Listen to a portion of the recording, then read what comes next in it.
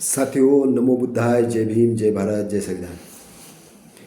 Short video बनाने के आपके समक्ष हूँ और मैं ये बताना चाह रहा हूँ कि अभी मैं कुछ सोशल मीडिया के अंदर में स्टेटमेंट पढ़ रहा था और सुन रहा था स्टेटमेंट, और उसमें मैंने देखा कि एक व्यक्ति ऐसे कह रहा है कि जिस प्रकार से ओबीसी पर क्रिमिनल लगाया गया है उसी प्रकार से SC/ST पर भी आरक्षण में क्रिमिनल लगाया जाए। और क्रिमिनल लगाने के लिए उसने बाकायदा PLI भी दाखिल की है और सुप्रीम कोर्ट ने राज्य सरकारों को लेटर भी लिखा है। ऐसे कुछ कुछ बातें वो बोल रहे थे। लेकिन मैं आपको जो व्यक्ति आरक्षण पर बात कर रहा था तो वो बड़े इससे बोल रहा था कि हम गरीबों की सेवा करने के लिए, गरीबों के लिए लागू करना चाहते, क्योंकि जो हमारे पढ़े लिखे IAS IPS या न्यायाधीश या बड़े बड़े पोस्ट पे जो हमारे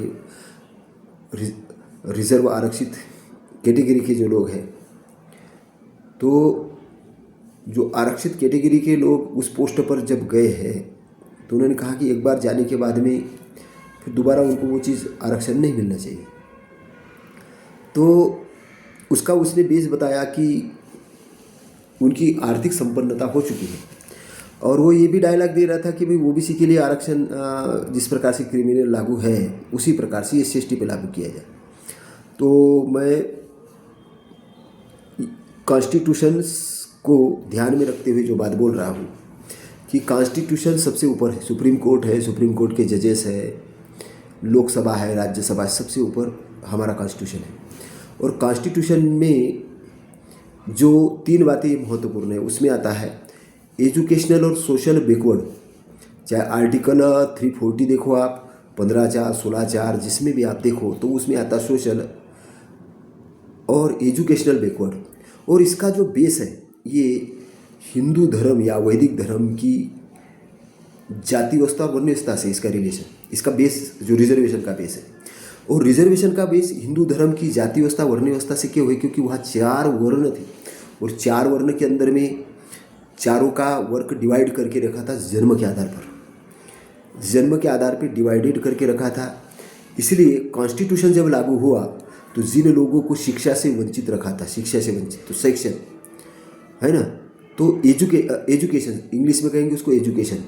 और सोशल के कारण, क्योंकि उनके पास संपत्ति थी नहीं थी ये वाला लेवल ही नहीं था, उनका था सोशल कि ये इस वर्ण में आते हैं। शूद्र वर्ण, अतिशूद्र वर्ण, ये सेवा का काम करने वाले। शूद्र वर्ण सेवा, शूद्र वर्ण मतलब कौन? OBC, जितने OBC है शूद्र वर्ण के अंदर है, जितने इस शेड्यूल कास्ट वगैरह जो लोग हैं ये अतिशूद्र वर्ण में, अनटचेबिलिटी जिनको बोलते थे। और एक ट्राइब्स जो कि जंगलों में रहने वाले थे तो वो भी वंचित थे। तो ट्राइब्स, SC और ST, और उसके साथ में सारी महिलाओं को वंचित रखा था। इसलिए महिलाओं के लिए भी विशेष प्रावधान कॉन्स्टिट्यूशन के अंदर में है। तो जो लोग ये कह रहे हैं कि जिनकी आर्थिक स्थिति बहुत अच्छी हुई है तो उनको रिजर्वेशन की ज़रूरत नहीं है, मैं ये कहना चाहता हूँ कि जिनकी आर्थिक स्थिति अच्छी हुई है वो जनरल के साथ जाके सीधे फाइट करें।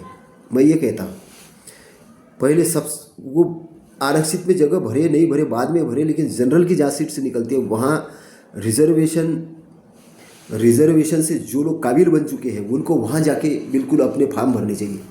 और क्योंकि कॉन्स्टिट्यूशन इस चीज़ के लिए मना नहीं करता, सुप्रीम कोर्ट मना नहीं कर सकता है ना। रही बात क्रीमी लगाने की, तो क्रीमी नहीं लगाया जा सकता SC/ST पर। क्रीमी इसलिए नहीं लगाया जा सकता कि 15(4), 16(4) और जो कॉन्स्टिट्यूशन है ये अमीरी और गरीबी पर रिजर्वेशन का मामला नहीं है, ये मामला है अनटचेबिलिटी पर, ये है डिस्क्रिमिनेशन पर, जो आपने कास्ट के आधार पे जो किया है। और इसलिए हम ये कहते हैं कि जो OBC है, OBC को भी जो क्रिमिनल लगाया गया है उस समय के जजों के द्वारा, ये भी कॉन्स्टिट्यूशन के अगेंस्ट में लगाया गया है और इसलिए उसको रिवर्स किया जाए। और दूसरी चीज़, OBC की जनगणना करके पूरे भारत भर में जितने OBC है उनके जनसंख्या के अनुपात में उनको आरक्षण दिया जाए। और ये आंदोलन SC/ST को मिलकर OBC के साथ लड़ने की जरूरत है और ये लागू करने का काम आप लोगों का है, क्योंकि इनको कंट्रोल करना बहुत ज़रूरी है। ये हमारे हितैषी बन के आ रहे हैं लेकिन हमारे हक अधिकार छीनने के लिए आ रहे हैं। क्रिमिनल लगाने से क्या होगा? क्रिमिनल लगाने से जो व्यक्ति फीसें नहीं भर सकता है कॉलेजों की, क्योंकि कॉलेज तो इन्होंने फ्री फोकट में नहीं करके रखे, तो जो उच्च शिक्षा ग्रहण नहीं करेगा, जिसके पास डिग्री नहीं है, तो इनका तो वो पुराना ही formula, candidates available not suitable. और इन्होंने किया है जजों के भर्ती के अंदर में ये किया, candidate available for not suitable काम किया है इन्होंने, कई जगह ऐसा किया है। और आज वो हमें सत्ता से बाहर रखना चाहते हैं, सम्मान से बाहर रखना चाहते हैं, हमारे साथ में जादगी करना चाहते हैं। तो क्या हमें चुप बैठना चाहिए? बिल्कुल नहीं बैठना चाहिए। इसलिए हमें कॉन्स्टिट्यूशन के दायरे में रह के अपनी लड़ाई लड़ने की ज़रूरत है। कॉन्स्टिट्यूशन के दायरे में बात ध्यान में रखना, कॉन्स्टिट्यूशन के दायरे में, क्योंकि वो आप लोगों को अनकॉन्स्टिट्यूशनल लड़ाई लड़ाने के लिए बाध्य कर रहे हैं। वो अनकॉन्स्टिट्यूशनल लड़ाई लड़ने के बाद, लेकिन आपको ऐसा नहीं करना है। इसलिए सारे भारत भर में SC ST OBC के लोगों अपने डॉक्टर बाबा साहेब अम्बेडकर के नाम से सारे राजधानी डिस्ट्रिक्ट जहाँ जहाँ कोर्ट्स है, हाई कोर्ट है, सुप्रीम कोर्ट है, डिस्ट्रिक्ट कोर्ट है, वहाँ डॉक्टर बाबा साहब अम्बेडकर के नाम से लॉ चैम्बर ओपन करो और जन जागरण पैदा करो, संविधान के ऊपर चर्चा चालू करो पूरे भारत भर के अंदर में, है ना।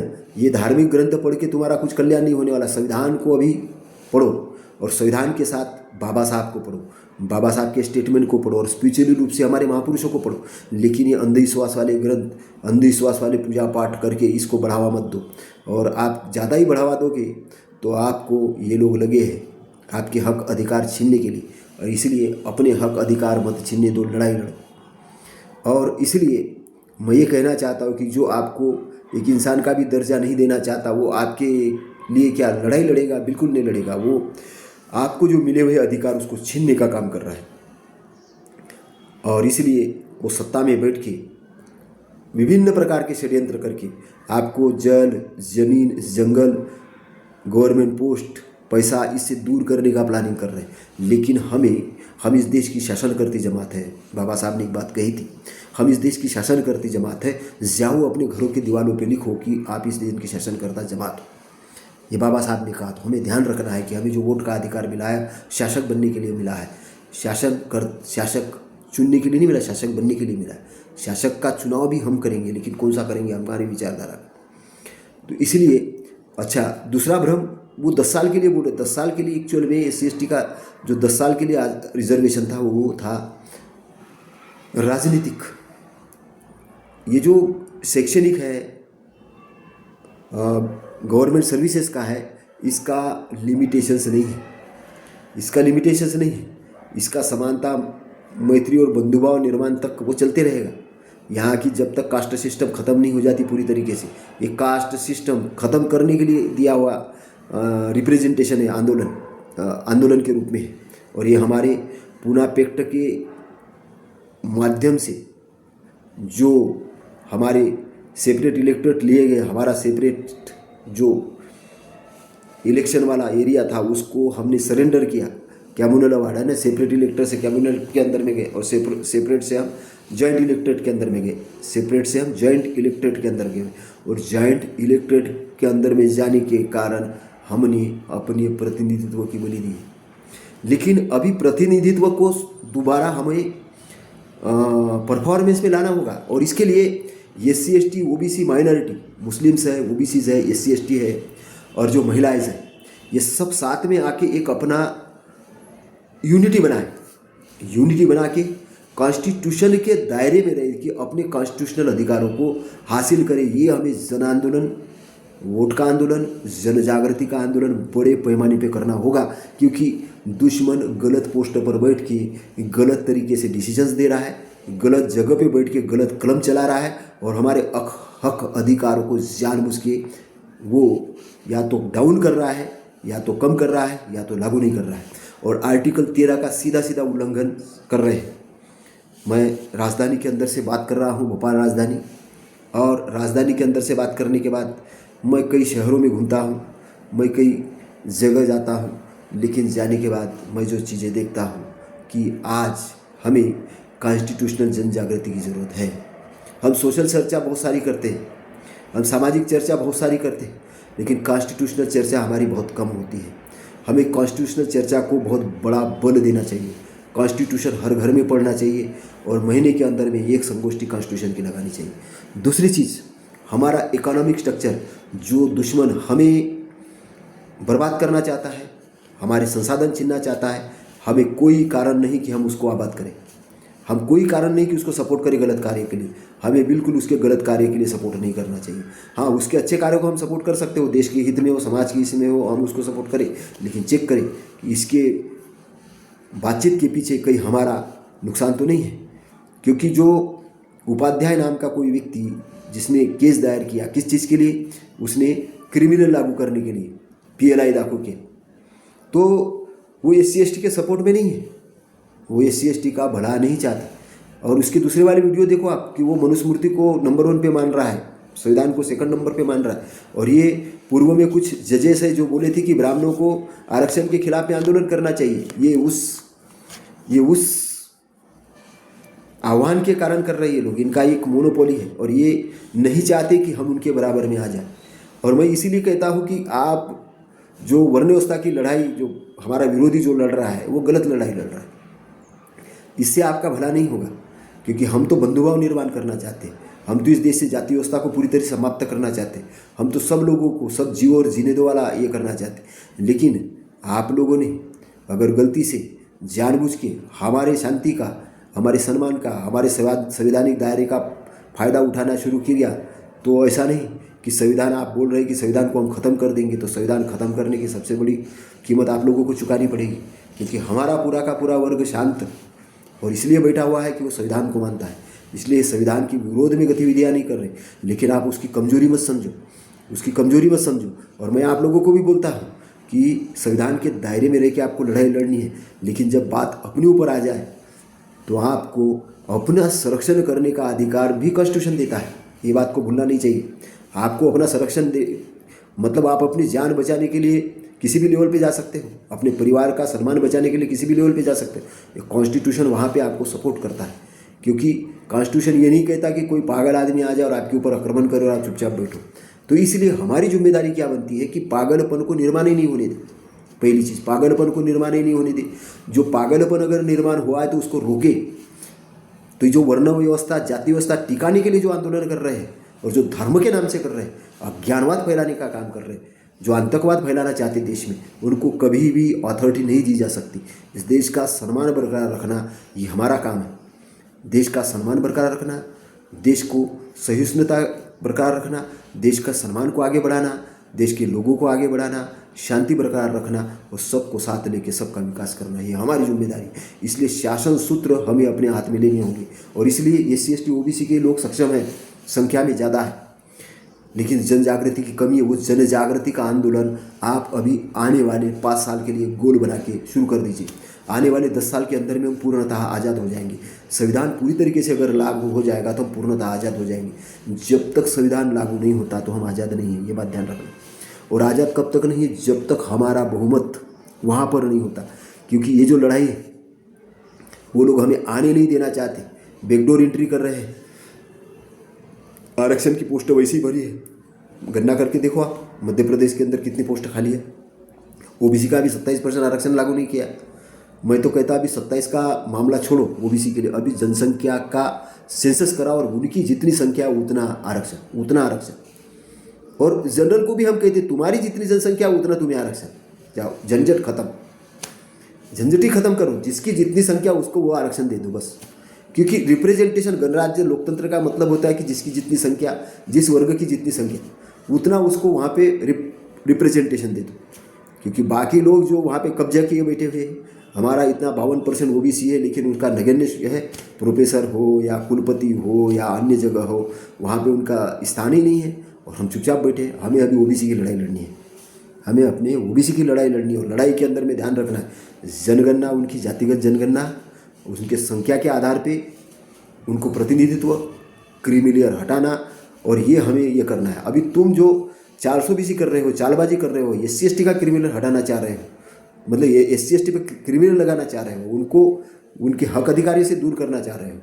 पहले तो खाके बैठे हो, पूरा पोस्ट बराबर भरी नहीं है, और अभी ऊपर से दबाव बढ़ाना चाह रहे हो। तो उस दबाव का जवाब हम शांति से देंगे, एकजुट होके देंगे, शिक्षित बन के देंगे, है ना, संगठित होके देंगे, और हम इस देश के अंदर में संविधान लागू करके रहेंगे। हम संविधान लागू करके रहेंगे। हम ये कहते हैं कि आप लोगों में हिम्मत है तो आप अशांति फैलाओ, हमने हिम्मत है हम शांति प्रदान करेंगे। हम लोग देश को सम्मान के साथ ये करेंगे। हम सम्राट अशोक के बच्चे हैं, हम सम्राट अशोक के बच्चे हैं। हम जम्बूद्वीप निर्माण करके ये करेंगे। विश्वगुरु आप क्या बनाओगे, आपकी क्या औकात है भारत को विश्वगुरु हम बनाएंगे इस देश को। हम तुम्हें भी सम्मान देंगे, हमारे बाबा साहब ने तुम्हें भी सम्मान दिया, तुम्हारे परिवार को भी सम्मान दिया। आज तुम्हारी महिलाएं शिक्षित है, ये है हमारे बाबा साहब के कारण।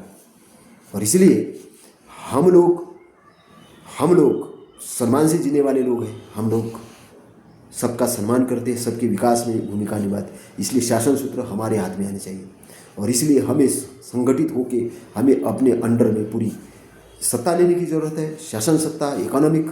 और इसलिए अपने बच्चों को खूब पढ़ाओ, आप खूब पढ़ो और एक लीडर बन के उभरो। आप ना छूत हो ना अछूत हो ना कुछ, आप इंसान हो। अपने दिमाग के अंदर में, एक ब्रेन के अंदर में प्रोग्राम डालिए कि आप एक इंसान हो और आपको इंसान के जैसा जीने का अधिकार आपको कोई नहीं छीन सकता। कोई धर्म नहीं छीन सकता, कोई व्यक्ति नहीं छीन सकता, कोई नहीं। आप एक इंसान हो और इंसान बन के अपने आप को आगे बढ़ाओ, आगे बढ़ाओ, आगे बढ़ाओ और किसी भी प्रकार की इनके जो षड्यंत्र है उसका जवाब दो। आज संविधान के अंदर में चुनाव आयोग स्वतंत्र होना चाहिए, ये प्रावधान है। सुप्रीम कोर्ट स्वतंत्र होना चाहिए, प्रावधान है। महालेखाकार स्वतंत्र होना चाहिए, प्रावधान है। हमारे संस्थाओं को स्वतंत्रता दी है ना। कुछ जांच एजेंसियां स्वतंत्र होना चाहिए, प्रावधान है। लेकिन हम देखते हैं कि चुनाव आयोग को कुछ लोग घेरने का काम कर रहे हैं। ईवीएम मशीन के माध्यम से वोट चोरी का काम हो रहा है, सेंसस के माध्यम से वोट चोरी का काम हो रहा है।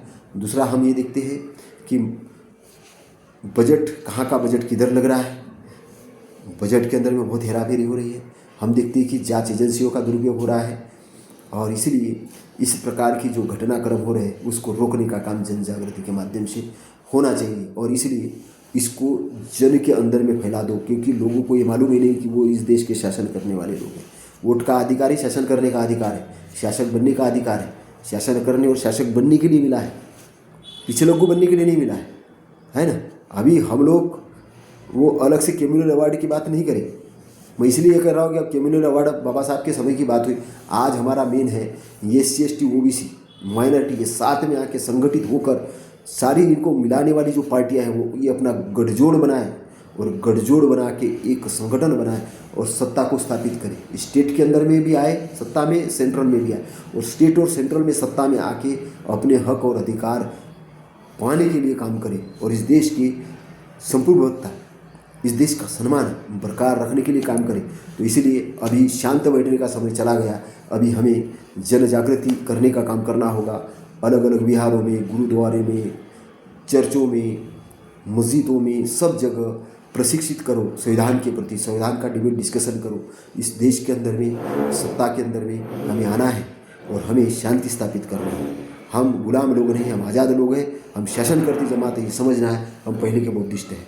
जम्बूद्वीप के समय, सम्राट अशोक के समय पूरा भारत बुद्धिस्ट था, लेकिन वो अपनी पहचान भूल चुका है। आज कोई अपने आप को OBC कह रहा है कि अदर बैकवर्ड, अब संविधान ने नाम दिया इसलिए मान रहे हैं। कोई शूद्र, कोई अतिशूद्र, कोई अन्य इसमें बट रहे हैं। लेकिन हम जितने भी बटे हुए लोग हैं वो एक इस देश के लोग हैं, इस देश के बाशिंदे हैं, इस देश के वाशिंदे हैं, इस देश को चलाने वाले लोग हैं और इसलिए हम लोग इस देश के मालिक हैं। और इसलिए हमें एक ऐसा समाज निर्माण करना है जो स्वाभिमानी, सम्मान वाला हो। इसलिए मैं आपको यही कह रहा हूँ कि संविधान को पढ़िए, जानिए, संगोष्ठी करिए और जन जागृति कार्यक्रम फैलाते रहिए। आपका मंगल, शुभ मंगल हो। इन्हीं मंगल कामनाओं के साथ नमो बुद्धाय, नमो धम्माय, नमो संघाय। साधु साधु साधु।